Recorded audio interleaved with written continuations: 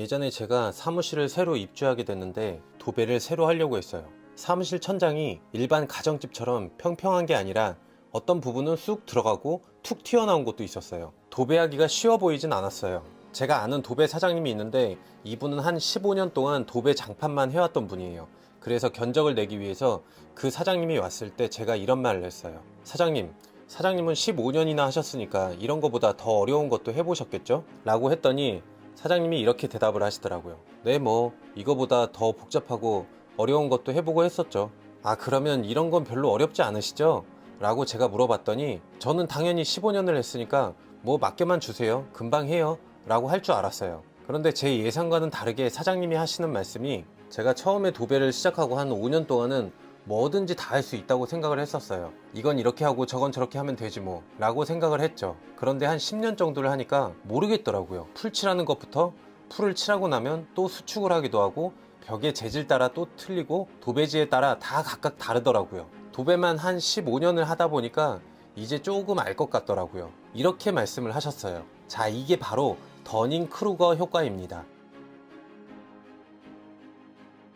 더닝크루거 효과입니다. 이제 시작한 지 얼마 안 된 초보자가 자기가 배운 지식과 경험이 최고라고 생각하고 자신감이 넘치는 거죠. 내가 1등이고 나는 똑똑하다. 내가 모르는 건 없다. 라고 생각을 하는 거죠. 자기가 모르는 게 뭔지를 모르는 거예요. 여기서 자기가 1등을 했다고 재미가 없다고 떠나버리면 제가 예전에 말씀드렸던 다능인이 되어버리는 것이죠. 다 배웠다고, 나는 다 할 줄 안다고, 재미없다고 또 다른 재미를 찾아가는 것이죠. 그런데 여기서 떠나지 않고 조금 더 경험과 지식을 쌓으면 자신감이 뚝 떨어져요. 왜냐? 그 단순한 도배도 그러는데 사업이나 이런 건 어떻겠어요? 지식과 경험이 늘어날수록 내가 몰랐던 게 점점 많아지니까 자신감이 떨어질 수밖에 없는 거예요. 그 시기를 버티고 조금 더 경험과 지식을 쌓으면 그제서야 전문가에 들어서는데, 이때도 내가 이런 부분은 확실히 알지만 내가 모르는 것이 있을 수도 있다 라는 이런 상태가 되는 거죠. 이게 우리가 어떤 병원에 가볼 때도 알 수가 있는 거예요.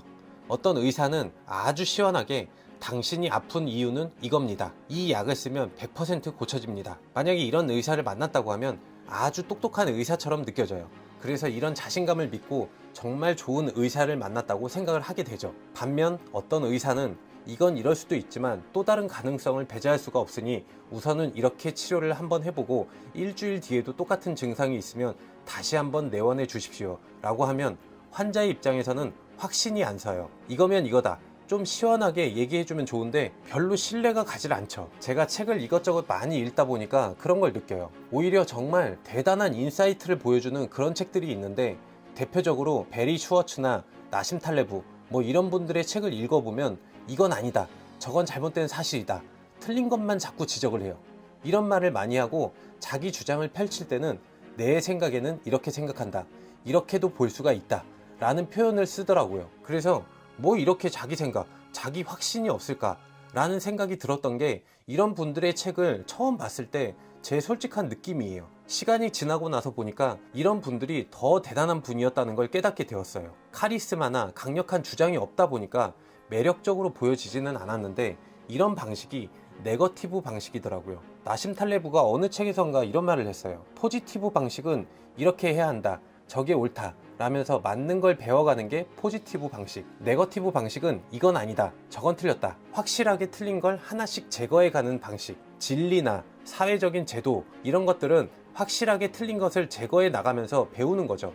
그리고 나머지 것들에서 적절하게 조합을 해서 완성에 다가가도록 해 나간다고 하죠. 이런 네거티브 방식으로 글을 쓰면 독자 입장에서는 그래서 무슨 말이 하고 싶은데 빨리 답만 얘기해 보란 말이야 라고 답답하고 카리스마도 없어 보여요. 어떨 때 보면은 열등감이 있고 비평가 같은 느낌, 이런 느낌에 성공한 사람 발목 잡는 것 같은 비열한 루저라고 생각이 들어요. 이런 책을 이해하려고 하면은 생각이 많아지니까 그게 싫은 거죠. 이런 땐 이렇게 해 라고 답을 제시해주는 책을 좋아할 수밖에 없어요. 어쨌든 이 더닝크루거 효과가 자신을 게으른 천재라고 생각하게 만들어주는 착각을 지적하는 거예요. 내가 글을 안 써서 그렇지 글을 잘 쓴다, 내가 일을 잘하고 있는 것 같고 사람 마음도 내가 남들보다 더 잘 읽을 수 있을 것 같고 미래도 잘 맞추는 것 같고, 대표적으로 운전이죠.